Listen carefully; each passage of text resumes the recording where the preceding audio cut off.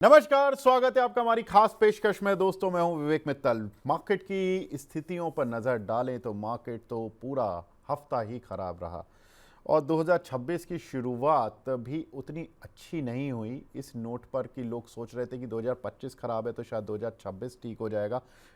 ऐसा हुआ ही नहीं। 2026 की भी शुरुआत अभी तक तो अच्छी नहीं रही है। लेकिन क्या कुछ डेटा पॉइंट्स बोल रहे हैं, क्या कुछ चार्ट्स बोल रहे हैं, क्या कुछ अलग अलग वेरिएबल्स जिनसे कि सबूत मिलते हैं, सुराग मिलते हैं स्टॉक मार्केट को समझने के, इन सभी के गुरु, इन सभी के एक्सपर्ट रोहित श्रीवास्तव सर हैं।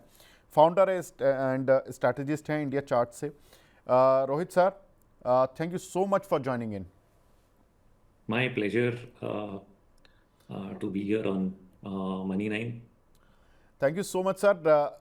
रोहित सर, पूरा वीक खराब रहा इस बार, और इस वीक में देखें तो निफ्टी ने ज़बरदस्त गोते लगाए और कारण वही जो 2025 में था, टैरिफ का फियर और यही सब चीज़ें।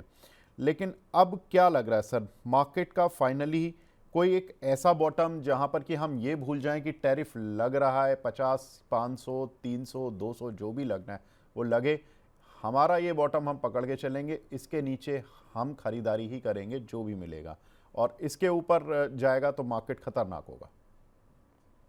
तो पिछले 9 महीनों से विवेक जी मेरा मन कुछ ऐसा ही था कि हर लेवल पे लग रहा था कि बाजार ऊपर जाएगा और कहीं ना कहीं निफ्टी ने साथ भी दिया है। परंतु स्टॉक्स जो हैं वो पिछले 3-4 महीनों में पिटने लगे। एक डाउट था कि ये जो पिटाई है ये टेम्पररी है कि कुछ और डीपर कुछ इशू आएगा।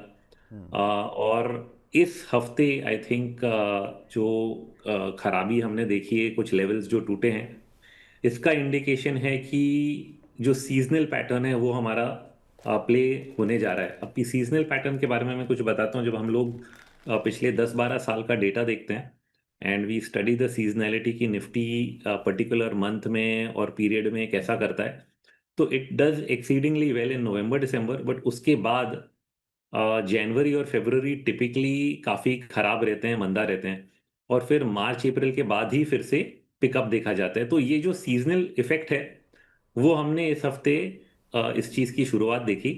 और अनफॉर्चुनेटली जो न्यूज़ फ्लो है यूएस का भारतीय बाजारों के तरफ और भारतीय पॉलिसी की तरफ, की वो कह रहे हैं कि कहीं ना कहीं वो टैरिफ बढ़ा भी सकते हैं। फाइनल कंक्लूजन नहीं आ रहा है इस टैरिफ और ट्रेड डील का। और कुछ हफ्तों पहले हमारे गवर्नमेंट ने भी बोला कि शायद मार्च तक कुछ होगा।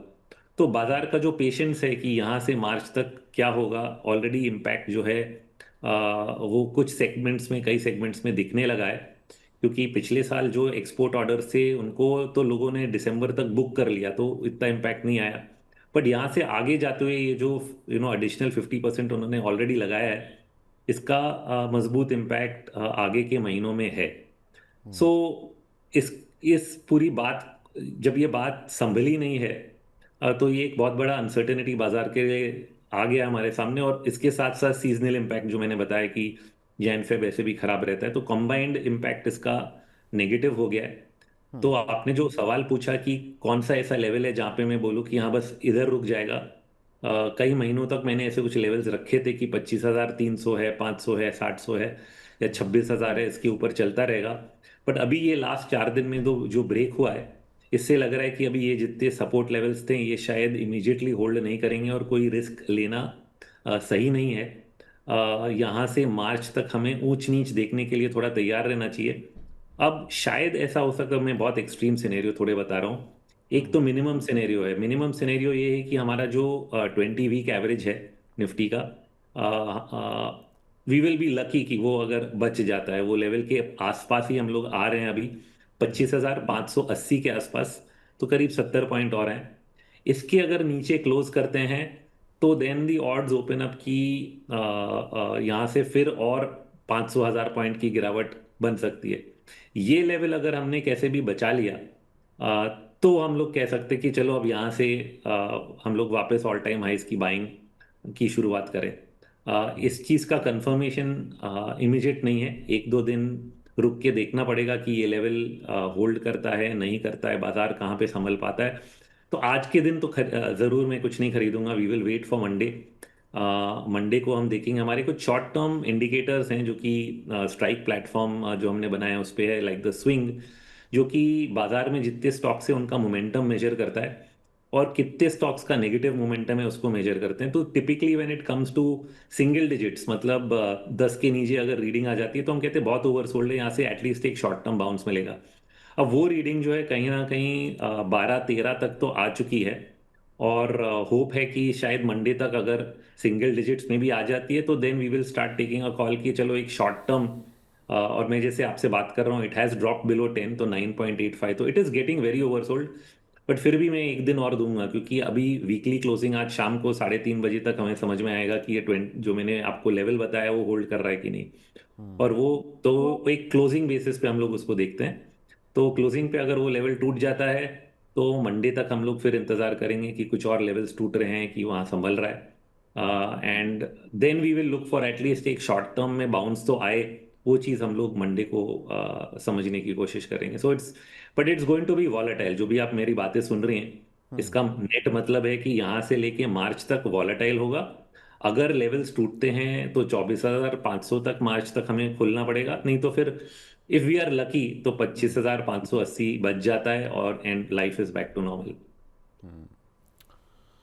मैं रोहित सर के बारे में बता देता हूँ कि रोहित सर ना केवल चार्ट्स निफ्टी सेक्टोरल और स्टॉक्स वगैरह के ही नहीं देखते सर, चार्ट्स देखते हैं बहुत सारे ऐसे वेरिएबल्स के, जो मैंने शुरुआत में की नोट्स में कहा था कि बहुत सारे ऐसे वेरिएबल हैं जो मार्केट को कहीं ना कहीं सेंस कर लेते हैं कि ये मार्केट जाने वाला कहाँ है। रोहित सर, रुपी, डॉलर, क्रूड और बहुत सारी करेंसीज जो आप ट्रैक करते हो, और जो अदर वेरिएबल्स विक्स वगैरह जो आप एफ डेटा, बहुत सारे ऐसे वेरिएबल्स हैं सर, ये क्या सेंस दे रहे हैं बेसिकली? क्योंकि मार्केट वीक है ये सबको पता लग गया, मूविंग एवरेजेस या सपोर्ट वगैरह ये ठीक है, ये एक टूटेगा तो दूसरा आ जाता है, लेकिन ये डेटा क्या सेंस दे रहे हैं आपको?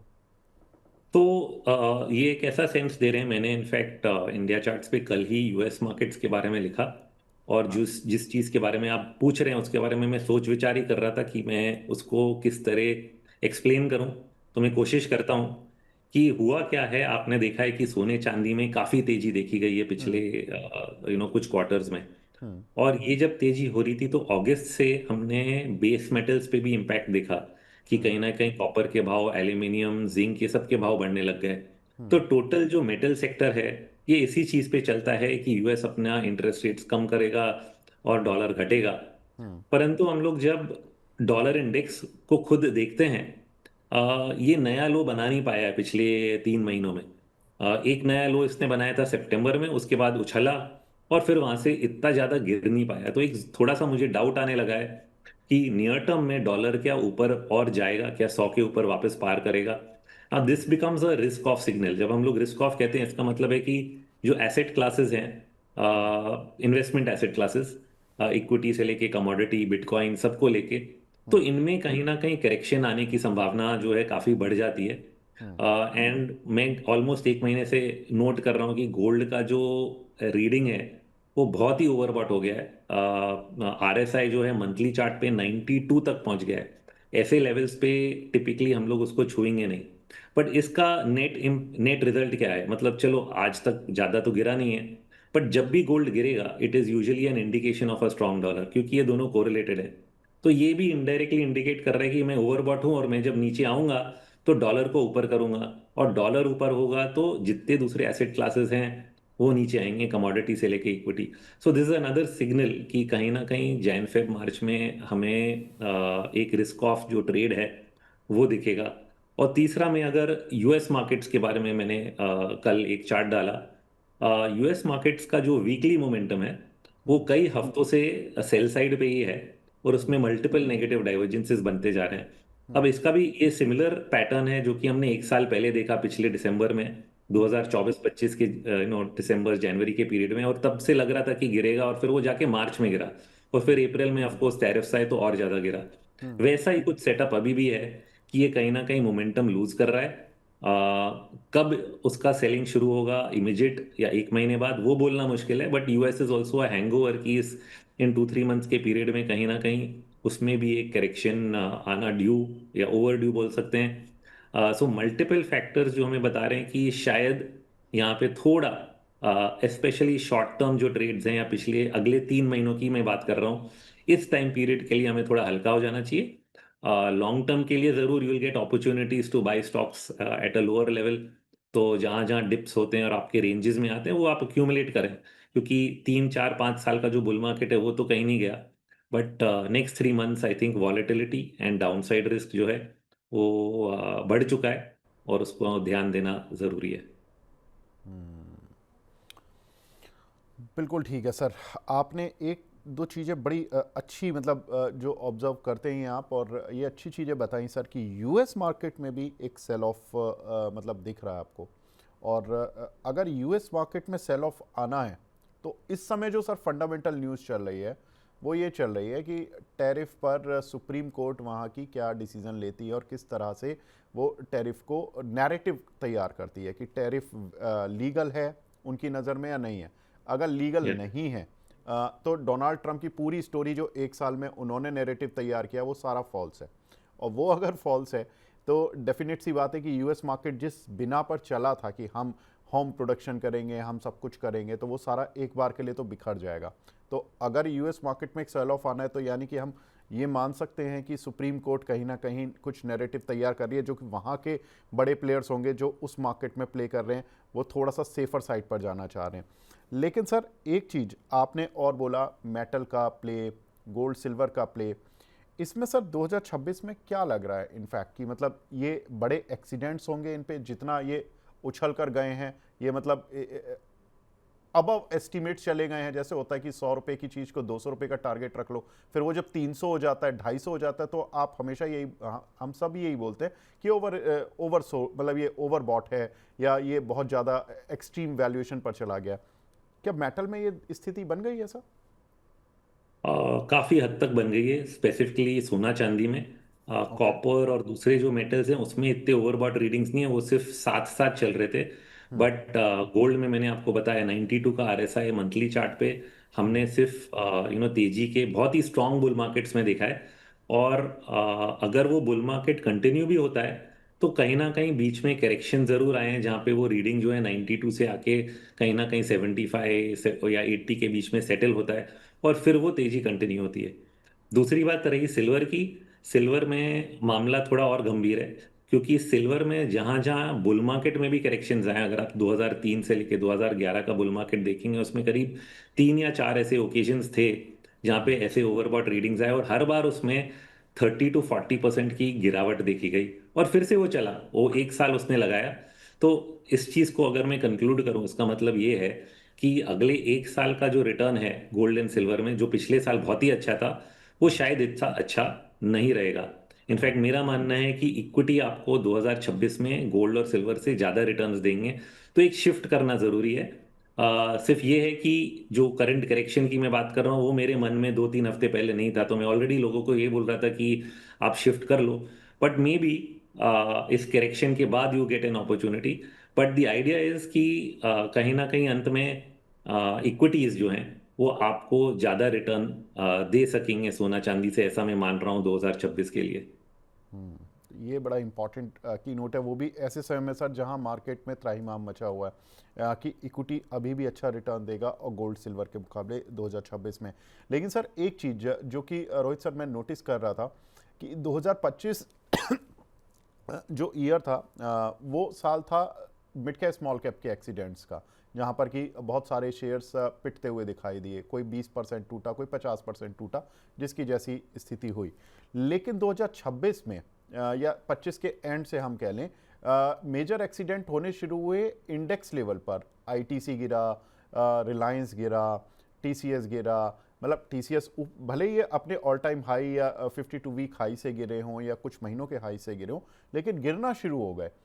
ये कोई संकेत दे रहा है कि कोई बड़ी इंडेक्स लेवल पर, क्योंकि सर जब इंडेक्स में बड़ी गिरावट आती है वो जनरली लंबे समय चलती नहीं है। 2008 में भी आई थी, 2020 में भी आई थी।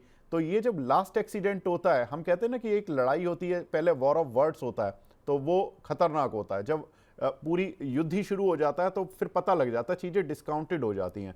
तो ऐसे ही जब मेजर एक्सीडेंट बड़ी कंपनियों के हो जाएंगे तब ये मार्केट का बॉटम बन जाएगा, ये मान लें?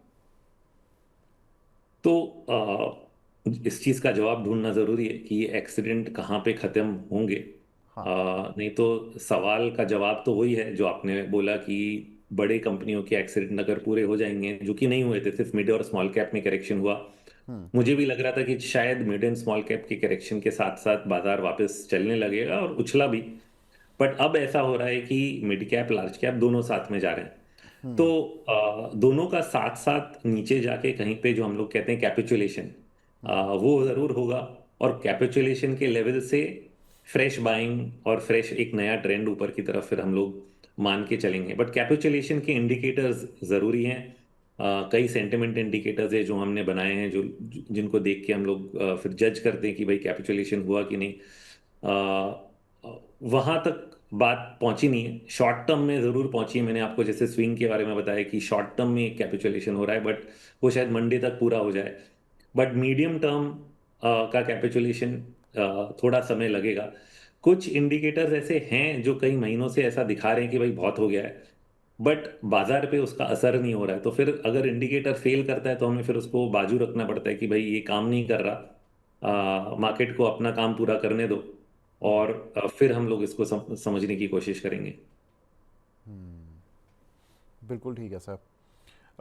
सर अगर हम देखें तो ये साल एफ आईज जो 2025 गया, 2024 से इनफैक्ट अक्टूबर से एफ आईज मेजर सेलर बने हुए थे, और हम हमेशा बोलते रहे कि लिक्विडिटी है मार्केट में, डीआईज डाल लें, डीआईज डाल लें। पैसा ना डीआईज ने कमाया, ना तो म्यूचुअल फंड के रिटर्न आ रहे हैं, ना किसी के पोर्टफोलियो के आ रहे हैं, ना किसी के इंडिविजुअल अकाउंट्स के आ रहे हैं। ये दर्शक सवाल यही पूछते हैं अक्सर कि डीआईज ने पैसा डाला, एफआईज ने पैसा निकाला और डीआईज ने ज़्यादा डाला। जबकि हालांकि मेरी लास्ट वीक में सुनील सुब्रमण्यम सर से बात हो रही थी, तो उन्होंने बताया कि 8 लाख करोड़ की जो डीआईज की बाइंग है उसमें प्रमोटर का भी सेल है, उसमें रिटेलर का भी सेल है और एफआईज का भी सेल है। लेकिन क्या लगता है सर, अगर कोई भी शिफ्ट आएगा, मान लीजिए एफआईज का flow negative to positive convert हो जाता है किसी भी रीज़न से, तो क्या आपको लगता है कि जो फर्स्ट लैग बाइंग होगी वो कहाँ आएगी? वो मिड कैप में आएगी या लार्ज कैप से ही शुरू होगी? तो शुरुआत टिपिकली लार्ज कैप से होती है। बट जो पैनिक बॉटम्स है, जो हमने कैपिचुलेशन की बात करी, उसमें लोग सब कुछ अपना जिसको जो पसंद है शेयर वहां पे उनका अटैक आता है। तो एक्चुअली ब्रॉड बेस्ड एक रिकवरी होती है। जब फर्स्ट रैली हम लोग देखते हैं तो हम लोग जब ब्रेथ इंडिकेटर्स देते हैं, जैसे कि एडवांस डिक्लाइन रेशियो, उसमें बहुत ही शार्प जंप आता है पहले मूव में, जहां पे कि कैपिचुलेशन से सब कुछ चलता है और उसके बाद डिवीजन होने लगता है कि थोड़ा लार्ज कैप ज्यादा चल रहा है या मिड कैप ज्यादा चल रहा है। सो इनिशियल बाउंस में कई बार हम काफी ब्रेथ देखेंगे, हर चीज चलते हुए दिखेगी। और वहां पे फिर ये मेंटल सेग्रीगेशन करना जरूरी हो जाता है कि मिड कैप या लार्ज कैप क्या करना है। बट एक लॉन्गर टर्म अगर मैं व्यू लेता हूँ ना, मैं आपको इस चीज के बारे में बताऊंगा कि अगर मैं 2 साल का व्यू लेता हूँ या 3 साल का व्यू लेता हूँ, तो mid cap small cap indices जो हैं, जैसे कि निफ्टी मिड कैप 100, वो अभी भी निफ्टी को आउट परफॉर्म करेगा। तो ऐसा नहीं है कि मिड कैप में करेक्शन आया, कैलेमिटी हुई, बट अंत नहीं हुआ है। ये बहुत जरूरी है लोगों को जानना कि it is a correction in a bull market and not the end of the bull market. तो वापस आउट परफॉर्मेंस मिड और स्मॉल कैप एरियाज में ही आने वाला है, क्योंकि बड़ी कंपनियां जो हैं वो काफी बड़ी हो गई हैं। उनमें जो ग्रोथ रेट्स हैं वो बहुत ज्यादा आप देख नहीं पाते हो। इसलिए अब देखिए कि निफ्टी के जो टारगेट्स हैं साल के, कोई भी देता है 10% प्लस और माइनस से ज्यादा नहीं देता है। जबकि एक समय था जब हम लोग 25%, 30% भी एक्सपेक्ट कर लेते थे इंडेक्स से। अब उतना एक्सपेक्टेशन है नहीं, क्योंकि लार्ज कैप के जो अर्निंग्स है वो स्पेस से ग्रो नहीं हो सकते। तो नेचुरली जो छोटी कंपनियां हैं जिनमें ग्रोथ की कैपेबिलिटीज हैं, वो ज्यादा ग्रो कर रही हैं और वहां पे ही ज्यादा पैसा बनेगा। So that is not going to change. Sir एक और सवाल, जो कि जब मैं बड़े इन्वेस्टर्स या कुछ कम्युनिटी से बात करता हूं तो वो कहते हैं एमटीएफ बुक ये लगातार ग्रो हो रही है। जनवरी 2024 में ये करीब 57,000 थी, जो कि अब दिसंबर 2025 में ये जो एंड हुआ है इसमें करीब 1,17,000 करोड़ पर पहुंच गई है। ऑलमोस्ट डबल से भी ज़्यादा हो गई है। ये कोई खतरनाक सिग्नल है कि एमटीएफ बुक का इतना ज़्यादा बढ़ जाना? लोग यानी कि ब्याज पे पैसा ले लेके मार्केट में लगा रहे हैं, शेयर खरीद रहे हैं, शेयर होल्ड कर रहे हैं। यहाँ पे कुछ जब प्रॉब्लम आएगी तब जाके मार्केट का बॉटम बन सकता है, ऐसा माने? तो दिस इज व्हाट हम लोग क्लासिकल इसको चिकन एंड एग सिचुएशन बोलते हैं।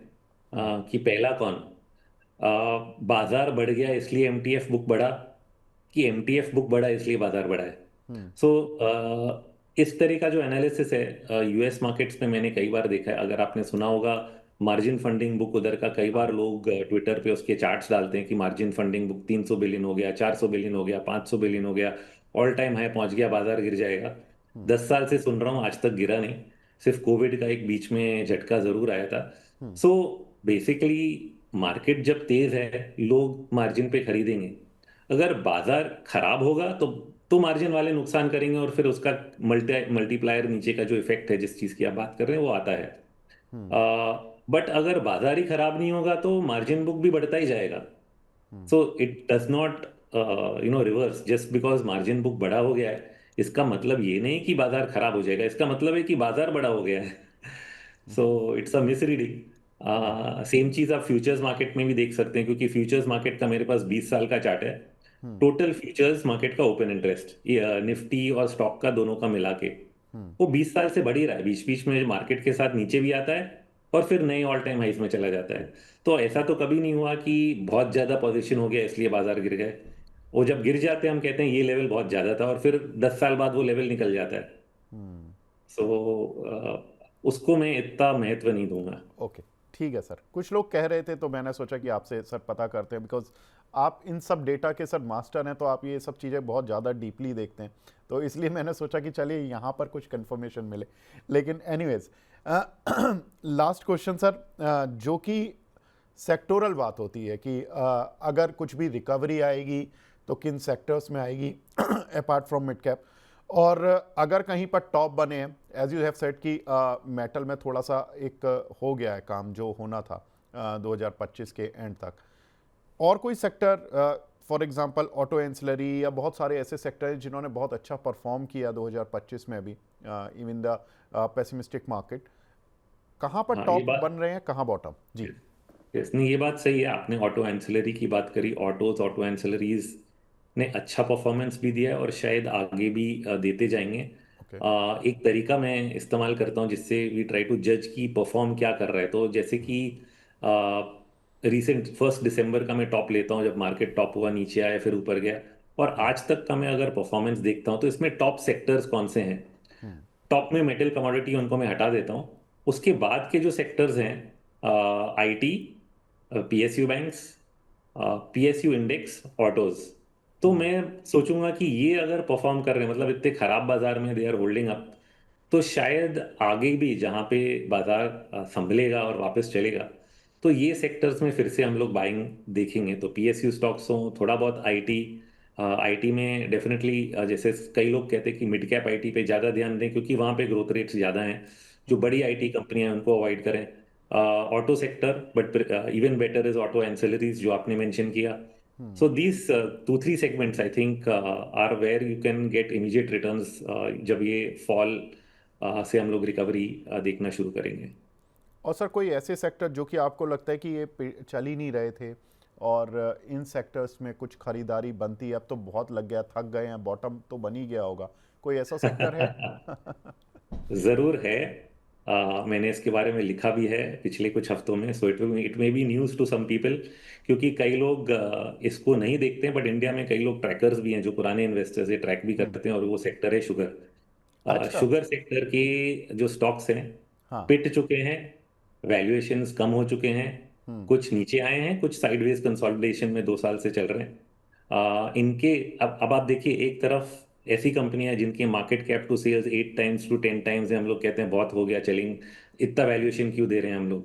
हम्म। यहाँ ये कंपनियां हैं जिनका मार्केट कैप टू सेल्स 1 से भी कम है, अच्छा। 0.4, 0.5, 0.6। तो आप सोचिए कि किस हद तक पिटाई हुई है, किसी किसी के बुक वैल्यू से भी नीचे है स्टॉक। तो हम्म। बेसिकली आप अगर कॉन्ट्रा, मतलब बिल्कुल ही उल्टा सोच रहे हैं, जहां हम्म। मैं बोलूंगा कि कल चलेगा कि नहीं पता नहीं, हम्म। बट आप कुछ गवा नहीं सकते, क्योंकि when you are buying stocks at this kind of a valuation, at this kind of a price, खोने को कुछ नहीं है, बनेगा कितना वो भगवान के हाथ में है। तो इस तरह का अगर ट्रेड आप देखना चाहेंगे तो मुझे लगता है शुगर स्टॉक्स में है। कोई सर नाम बता सकते हैं कुछ शुगर स्टॉक्स के जो आपने अपनी रडार पर लिए हों? तो दो ऐसे स्टॉक्स हैं जो मैंने जिनके बारे में लिखा है रिसेंटली, तो वो मैं मेंशन करूंगा। आई ऐड डिस्क्लेमर कि already we have recommended to our clients, but they have been pulling back. तो ऐसा नहीं कि भाव कहीं भाग गए हैं। हम्म। एक मावाना शुगर है हम्म। और दूसरा है उत्तम शुगर। तो ओके। कहीं ना कहीं सेकंड लाइन में ध्यान दिया मैंने। नहीं तो आसान काम है कि आप सिंपली बलरामपुर चीनी या कुछ ये जो बड़ी बड़े कंपनियां हैं उन पे ध्यान आपका डायरेक्टली जाता है। बट मैं कहीं ना कहीं कंपैरिजन कर रहा था आरओईज और वैल्यूएशन का, चार्ट के अलावा। और उसमें फिर मैंने सोचा कि ये कंपनियां हैं जो फिट होती हैं, और इनके इनके नाम फिर मैंने सजेस्ट किए। बिल्कुल ठीक है सर। वैसे तो लास्ट क्वेश्चन मेरा पहले वाला ही था, लेकिन एक बस छोटा सा ये पूछ लेता हूँ, अगर निफ्टी का बाउंस बैक आता है, चूंकि आपने बोला कि 2026 में निफ्टी अच्छा, मतलब स्टॉक मार्केट ज़्यादा अच्छा परफॉर्म करेगा as compared to precious metal और अदर मेटल्स, कहाँ तक जाता हुआ दिख रहा है निफ्टी? सो मेरा एक ब्रॉड टारगेट है 26 में आएगा कि 27 तक it is around closer to 35,000।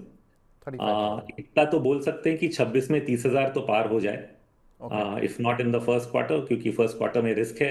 तो प्रॉबेबली इन द सेकेंड या थर्ड क्वार्टर।